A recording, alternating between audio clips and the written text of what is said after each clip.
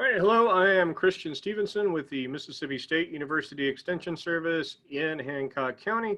Welcome to another webinar on topics related to horticulture, natural resources, agriculture. Always a pleasure to be here with you. And if you are watching on YouTube, I just want to take a second. Of course, the people who are here with me today, if they have questions, they can put those in the chat area or we can discuss them after the presentation. But if you're here on YouTube, if you have any questions, you can put those down in the comments section, and I will be very happy to come back and answer those there to the best of my ability. We really appreciate that, and if you are on YouTube, I'd encourage you to hit the subscribe button, as that's going to let you know when we have new presentations that are being uploaded. So our topic for today is cold weather and landscape plants. So particularly here in Mississippi, we have a lot of plants. We tend to have mild winters, but it is still possible that we can have a cold event that can present some challenges to the plants in our landscape. And there is occasional events where we have enough of a cold temperature where we can actually see some damage on those plants because of that cold weather.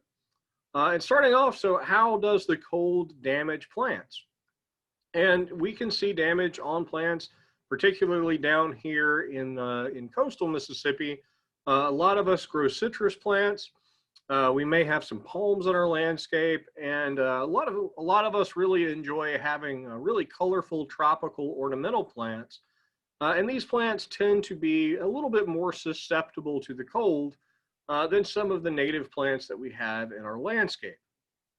So we can see damage. Unfortunately, we can occasionally also see the death of the plants, and oftentimes that damage may not be apparent immediately.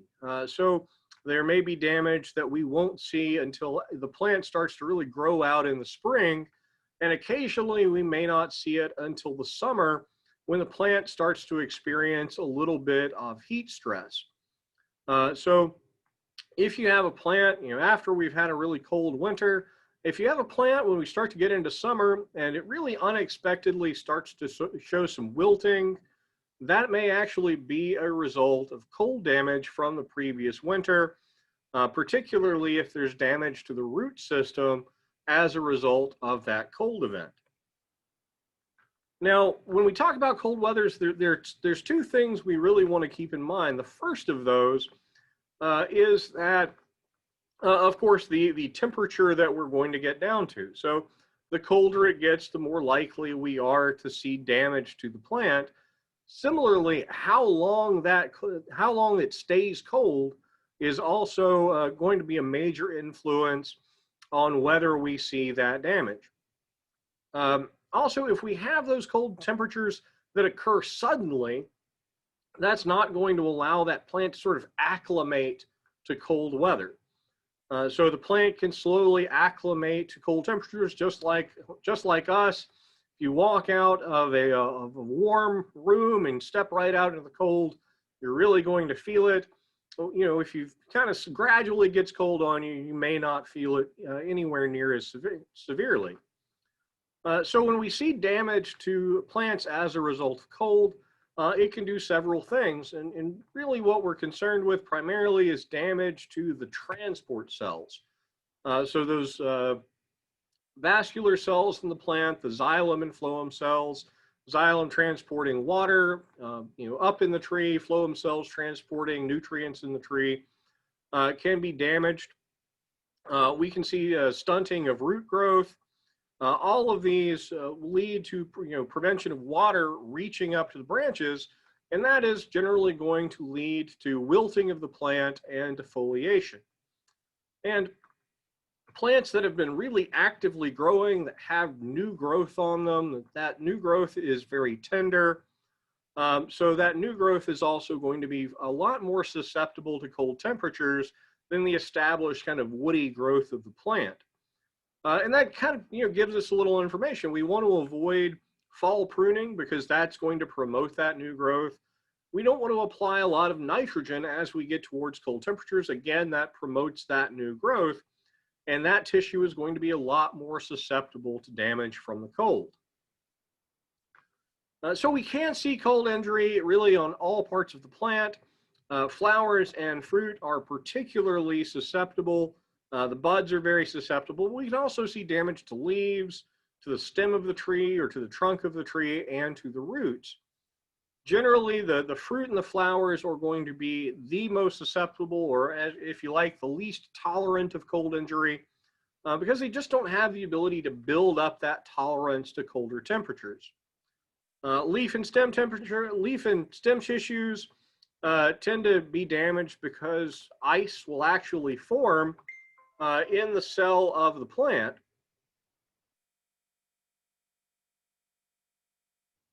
And basically, as ice crystals form inside those cells, though you can think of those ice crystals as being really spiky, and that can cause damage to the interior of those cells. And that particularly is more serious when we have a really rapid freeze. So when the temperature drops very, very quickly. When the temperature drops more slowly, again, those plants can acclimate to those colder temperatures, and they can actually withstand a little bit of that ice formation. And you can also see ice formation sort of between the plant cells, which is a little bit less damaging to the plant. The other thing that we want to be concerned with there is that windy conditions can cause damage to the plant. If you've stood out in a cold wind, you know how cold that feels. So those windy conditions can lead to desiccation or drying out of the plant. They can lead to the sort of the wilting or the burning or burned appearance that you might see on those leaves. Of course, that desiccation, again, leaves that sort of leaf tip or the brown leaves that we associate with cold damage. And it did have a question in the chat there, should you wait to plant your landscape plants until the spring out of concern for cold damage? And generally the answer to that is no. The best time to put out a lot of the plants that we would have in our home landscape, particularly planting trees, is to plant them in generally late November, because we tend to have mild winters here, and during that mild winter, the plant's able to really establish in its location and put on a strong root system, so that when spring comes along, it's really ready to get going, and will grow a lot more actively. Now, you can certainly plant trees in the spring here in Mississippi. But I generally recommend that people plant trees, or more broadly, a lot of our landscape plants, as we get into the late fall, because again, they have that time that they can establish. So just to mention this again, some factors that are going to affect cold tolerance of plants. Again, how cold it gets. So plants are going to be damaged at different temperatures. How long that temperature is going to stay there. So if it gets down to 30 degrees for 5 minutes, that's going to be a lot less serious than reaching 30 degrees for 5 hours. Again, how well the plant became hardened or conditioned before freezing. So again, a lot of that's going to be, whether you had a really gradual descent down in temperature, or whether you had a really sudden freeze. How old the plant is. So an older plant is, generally speaking, going to be a lot more cold tolerant than a newly established plant.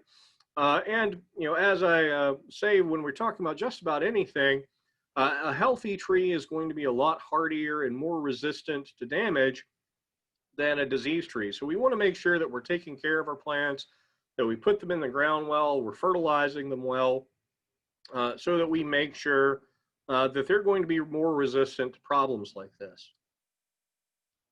So one part of growing things appropriately to avoid cold damage is to make sure we're planting things that can tolerate the temperatures that we're very likely to see.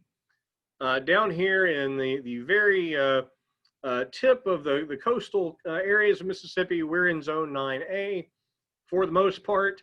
So, our average low temperatures are going to be 20 to 25. As we get up a little bit further north in Mississippi, we're getting into zone 8B where we might see 15 to 20 degrees. And if you're from Lee County or for the northern area of the state, then you're going to be in another zone more, up there, maybe in zone 7A. And that's going to be a temperature of, 5 to 10 degrees. And so we need to make sure that we're planting things that are going to tolerate the conditions that we experience. And so, when you see plants marketed or you see plants that are, say that they're suitable for these zones, you really want to pay attention to that because, absent, giving them some cold protection, they can be very severely damaged if those temperatures get down lower than they can tolerate. And I know I talked about citrus very recently, but they just kind of serve as a really good, easy example for the temperatures that different plants can tolerate because different citrus can tolerate different cold temperatures. So while kumquat is in a different genus than citrus, we're going to consider those along with the citrus. And they can tolerate temperatures down to 16 or 17 degrees Fahrenheit. So of the plants that we're talking about here, they're about as cold tolerant as we can get. When we start talking about Calamundan or things like that, we're in the 21 to 23 range. You can see why Satsumas are popular down here because they can tolerate temperatures down to 18 degrees. And then when we talk about sort of the least tolerant, we can talk about lemons and limes, where in that 26 degree to 28 degree range, we're very likely to see some damage there. And if you think back to the previous slide where we're talking about the low temperatures that we're really likely to get, that really is right in that range where we can expect temperatures that are going to be damaging to these plants. So if we're going to plant these, we need to be aware of that, and we need to take steps to allow for some cold protection to ensure that we're not going to see that damage. And I always bring up the example of my wife's grandmother who lived in Columbus, Mississippi, so a good bit north of us here in coastal Mississippi. That's a good 200 miles north, and grew wonderful citrus trees in her backyard. But just paid attention and put those in a protected area and protected them from the cold whenever that was going to come up. So another thing we want to consider when we're talking about cold injury is site selection, as different areas of the landscape are going to have different temperatures. Particularly, we tend to see cold areas in the landscape on the north and the northwest parts of the property, as well as in low areas where the cold is going to tend to settle. The warmest spots usually going to be on the southern part of the property, and it's important to think about elevation, think about all of the different microclimates that can be there, because they can be affected by how high it is, whether what the soil properties are, whether you have canopy cover or not, as well as proximity to different structures and different plants. So really the way that I've figured out to do is just going around and kind of walking the property and trying to identify those areas where it's going to tend to be a little bit colder. And I've walked around with a digital thermometer as the way to do that. And that does work very well if it's kind of a brute force way to solve the problem. So you certainly want to put your cold sensitive plants near parts of the property that are going to get southern exposure, near larger plants, near other structures, places where they're going to keep the wind off of them, be a little bit closed in and protected so that we see a little bit less cold injury for them.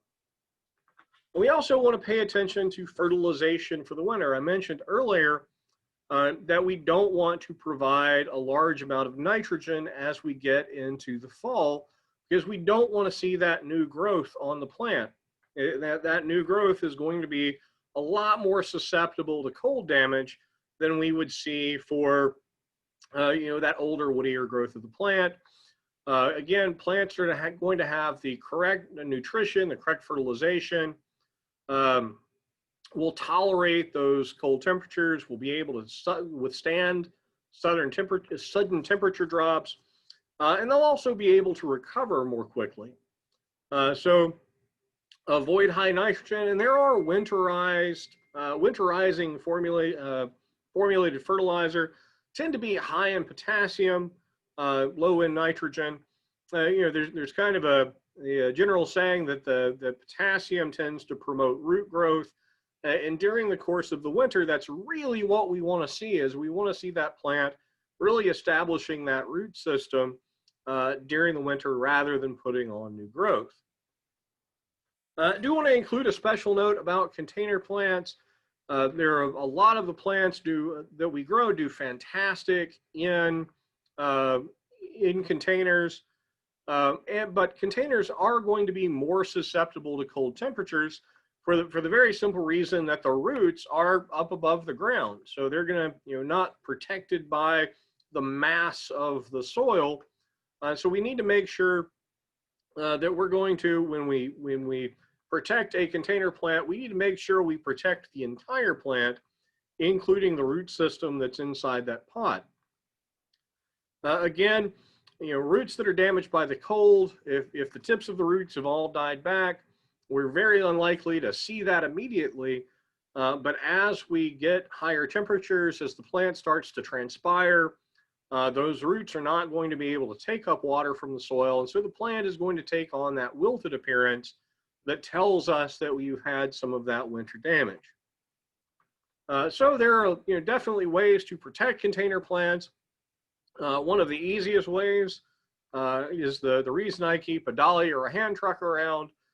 So I can just pick up those containers and move them inside, put them in a garage in an area that's going to be protected, because that's going to just allow them the best protection, and I can take them back outside once the temperature goes back up. Failing that, if you have to leave them outside, group them together.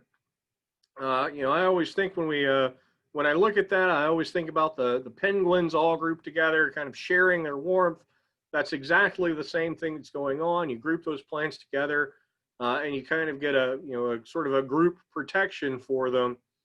You do want to make sure you wrap the base of the containers in plastic or burlap or blankets, anything that's going to reduce heat loss, because we really want to make sure that we're protecting the container as well as the top of the plant from damage. I know in the image here, you see the container wrapped, but not the plant.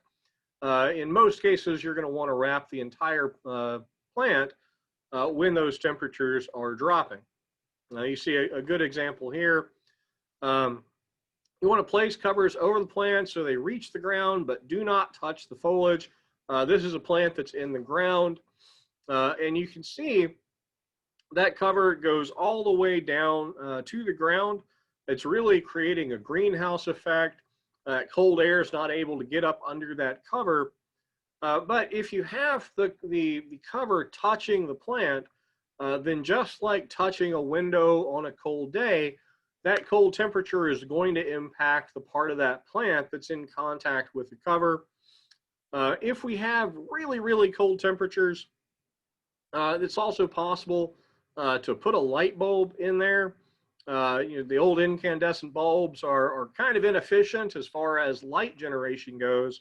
If you've ever been like me and touched a light bulb that you just turned off, those light bulbs get pretty warm. And that warmth is enough to provide a significant amount of protection when you place it underneath that cover. And really importantly, particularly here in Mississippi, where we may have a cold night, and then the next day it might be up in the 60s or 70s. Once the temperatures have increased, it's really important to go ahead and pull that protective cover off, because again, you are creating a greenhouse effect. When the sun comes out, it can get really hot inside that protective cover, and we don't want to stress the plant that way.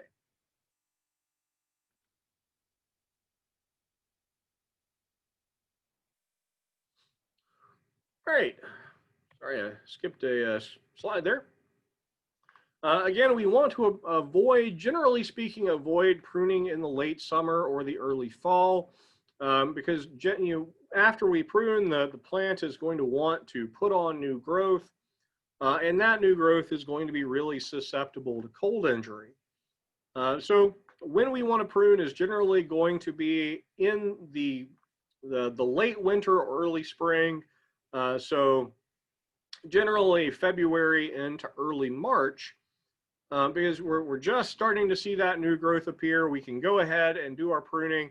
I would advise you to go back and watch the several presentations that have been done on pruning, because they go a little bit more specifically into this.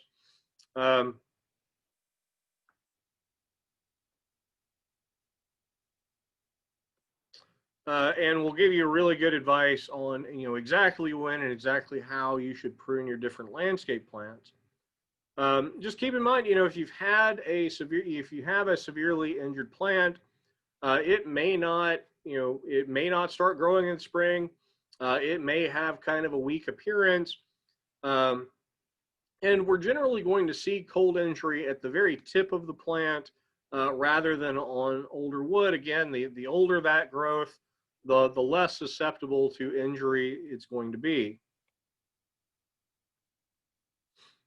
So it's, again, getting into some ways to protect plants from temperature extremes. And this is kind of works really well for vegetable beds and things like that. Is you can cover those beds with burlap or floating row covers. Again, this serves as kind of a greenhouse effect.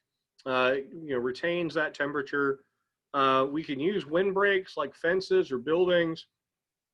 Even temporary coverings can help protect the plants. One thing that people often don't think about is watering prior to it being predicted to be quite cold. The water is very good at retaining its heat. So having moist soil is really going to help maintain temperature around plants. Mulching is also going to help with that by helping the plant retain moisture. And of course, you can individually, if you have small plants, particularly really small flowers or small vegetables, you can cut plastic containers like milk jugs or other coverings. Just place those over the plant to get that greenhouse effect going. For vegetables, again, you can extend the season for tender vegetables just by protecting them from that first early frost. We talked about fall vegetable gardening. We may have some things growing and we don't want to see them spoiled by an early frost. So having one of these row covers just ready to put on is a good way to extend our growing period. And oftentimes we're going to have that one frost, and then we've got another good 2 weeks where we would still have some really good growing conditions that we could make use of. Most of our sort of semi-hardy or hardy vegetables are just going to tolerate a little bit of frost, but there are some plants that we want to make sure that we protect. When we talk about root crops, a lot of these are what we're going to be growing as we get into the colder part of the year. If we're going to have a really hard freeze, if the temperature is going to drop down really low, you can either go ahead and harvest the plant, which of course is going to solve the problem entirely, but also just mulch them heavily. Make sure they have that layer of mulch over them, and we'll be able to protect them, and then you'll be able to continue harvesting them well on into the winter. If we have a mild winter like the one that we are expecting here this year, it's entirely possible we'll be able to continue harvesting these root crops, carrots and radishes, turnips, things like that, all the way into spring. You have that. For larger areas, low tunnels are a really easy, sort of low-cost way to protect an area. If you have a vegetable bed, or even if you have a flower bed or an ornamental bed, you can make the covers for this out of loops of wire or just bent PVC. Cut those to lengths somewhere between 65 and 72 inches, and just put them every couple of feet down the bed, and you can put that cover over the entire bed.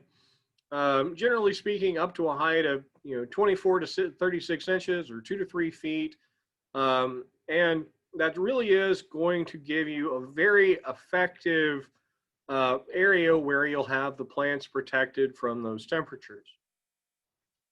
Again, just like we talked about with covering plants, you are going to want to open these up during the day because with that cover over them, the heat inside of there is going to get pretty extreme. And oftentimes we'll leave these in place for a few weeks, 3 to 4 weeks, and then they can just be taken off and stored until we get to the next week. Or if you want to try using a insect screen to prevent some of the insect problems that we may have, you can use those same hoops, put some insect screen over the hoops, and use that same technique to get a little bit of protection against insects. Just keep in mind, if you do need pollinators for this, you are going to want to make sure you open that up to make sure that when it's flowering, to make sure the pollinators are able to get in there. If it's a wind pollinated crop, which in very few examples would it be, then you're going to need to make sure you remove it in order for the crop to be wind pollinated. Cold frames and hot boxes. This is really something we see as we're starting to prepare plants for the next season, as we're getting into plants for the spring. And this is a great way to harden off plants or protect small plants during a cold temperature, early in the year, as we're starting to get things ready to go out into the landscape in spring. Cold frame and hot box is really kind of the same idea. Cold frame is just a protected plant bed, doesn't have any artificial heat added, but just by having that little space, you can make them with window sashes and things like that. You can get a temperature difference as much as 5 to 10 degrees inside that cold frame that's going to allow you to keep those plants safe when we have one of these cold events. Or you can use it again if you're transferring plants out to the landscape and you want an area to harden them off or give them a little bit of cold exposure prior to being out in the landscape. You can put them in the cold frame and then transfer them out into the garden. The hot box is really the same idea. It's essentially a miniature greenhouse, so you have a little bit of heat added to that, and they will either use the decomposition of compost as a heat source, or sometimes they have electric heaters that are used to heat what is essentially, again, just a small greenhouse. My version of a cold frame is what you see up there in the top image. That's not my image, but that's the way I tend to construct things. Just using hay bales and old screen door or old window sash. It doesn't have to be anything fancy, but if you cover the front of that with something, that's going to allow that heat energy to be trapped in there, and again, provide that cold protection. Ideally, we do want to give them southern exposure. We just need to point them south. That's going to get them the maximum amount of sunlight so they can keep that temperature a little higher. And having a little bit of a north wind break is going to make it a little bit easier to keep warm as well. But bales of hay and an old door like that works really, really well as an inexpensive way to construct one of these. If you're just doing a cold frame, which I think works really well for here in Mississippi, you don't have to dig any holes or anything like that. For a hotbed, if you're going to use compost or manure decomposition as your heat source, you tend to dig out a little bit lower than the soil, put that compost or manure in there, and put a cover over it with a little bit of soil, and that serves as that heat source for raising the plants. So really importantly, we've had a cold event, and we're concerned that we have some cold damage to the plant. what do we do now? So the first thing is we don't want to do anything right away. We want to wait until spring to prune any plants that we suspect of having cold damage. Mostly that's because it's really hard to tell how much of the plant is really damaged until we see it start to break bud, start to leaf out in the new year. It's also possible that we're going to have another cold event. And if we have that other cold event, then having that tissue that's already on there is going to protect the plant a little bit from any further damage. So again, make sure that you're protecting those plants from cold injury and watch them as the weather warms up. Make really sure, if you're concerned they're cold damage, make sure they're getting enough water because the root system may be damaged as well. So you really want to make sure that you don't see that wilting happening. So you may need to provide a little bit of supplemental water to kind of get them through that stress. If we want to determine if wood's been damaged or not, easy thing to do is kind of a scratch test. We want to check the cambium layer that's right underneath the bark. And it's really simple. All we're doing is we're looking for green. Make sure you use a good, sharp, clean knife.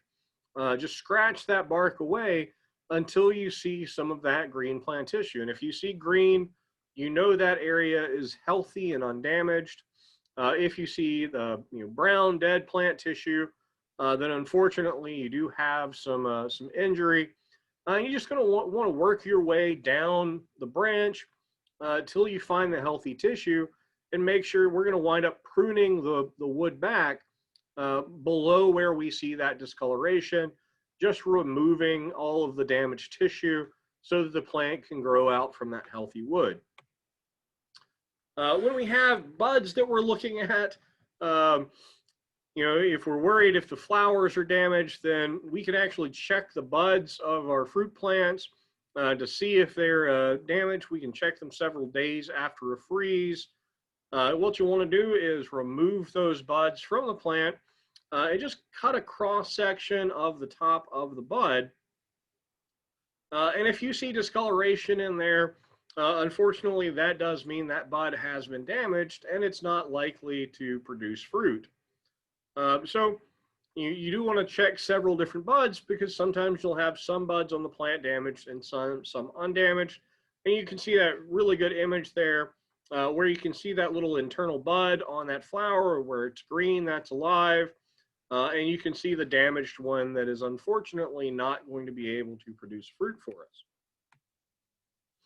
Palms, a lot of us down here in South Mississippi grow palms, and we can see damage to them as well because of a cold event.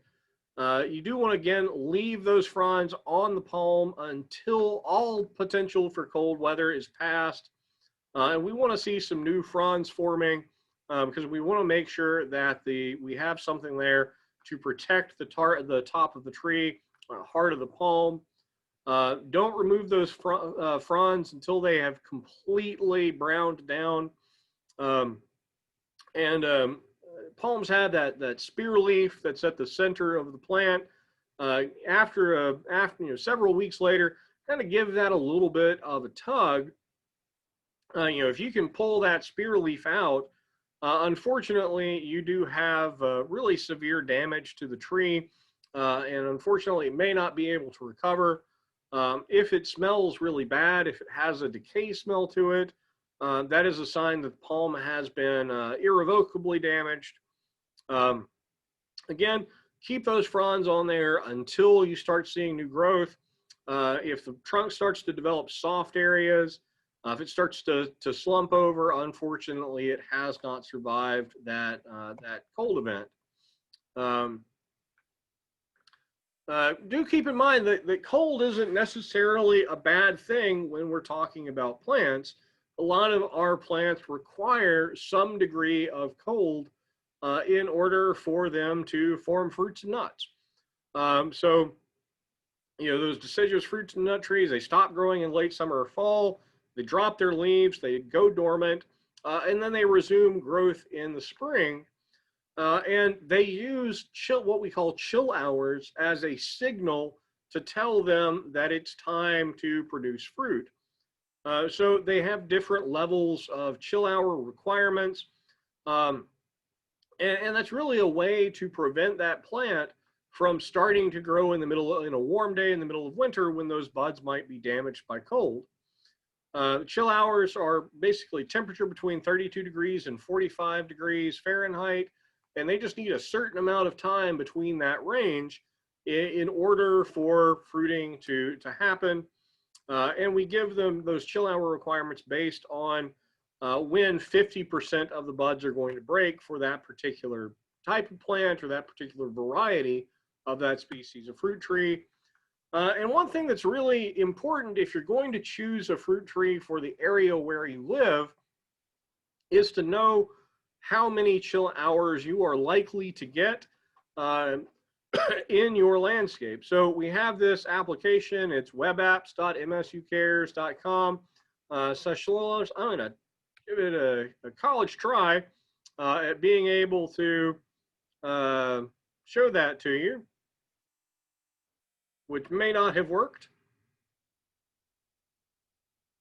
I'm going to stop share real quick and then reshare it in a different way.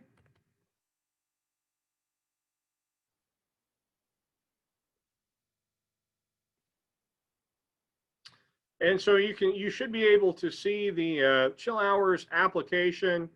We're just going to use the pre-calculated across Mississippi. And you can see all of these different locations from way down here in Biloxi, different areas, Hattiesburg. And you can click on this. I'm going to pick Hattiesburg right there. And it's going to tell me on average what we're looking for in terms of chill hours. So you can see this 32 to 45 model, 585 chill hours for that location. Here in Gulfport, 404. As we get further north for Tupelo, you can see they get quite a good bit more. They're up to about 1,400. And so when you're choosing fruit trees, one very important thing to do is to check the amount of chill hours that particular variety requires in order to produce fruit, and make sure that it's going to be able to fruit in your area. If you're up in the northern part of the state or one of our neighboring states, then a little bit lucky for you. There's a few more options in terms of what varieties are going to work well for you. Down here in the coastal area of the state, we're often a little bit more limited in the varieties we can choose because we have fewer of those chill hours to work with.